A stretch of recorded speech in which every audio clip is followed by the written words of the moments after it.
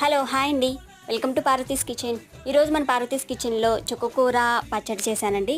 చుక్కకూర పచ్చడి చాలా టేస్టీగా ఉంది, కమ్మగా చాలా చాలా బాగుంది. ఏ పప్పుల పౌడర్స్ ఏమీ యాడ్ చేయకుండా జస్ట్ చుక్కకూర పచ్చిమిర్చి అలా యాడ్ చేసి చేశానండి. చాలా టేస్టీగా ఉంది. మరి రోటి పచ్చడి చేసుకున్నప్పుడు ఇలా రోట్లో కొంచెం అన్నం వేసుకుని తినాలంటే ఎంతమందికి ఇష్టమండి? కమెంట్ సెక్షన్లో కమెంట్ చేసి చెప్పండి.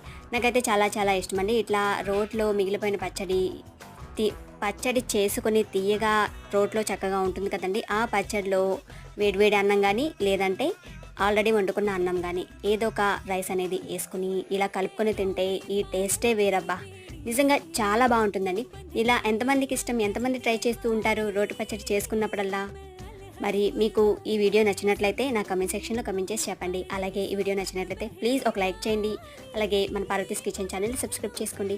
Thank you for watching. మరొక వీడియోలో మళ్ళీ కలుద్దాం.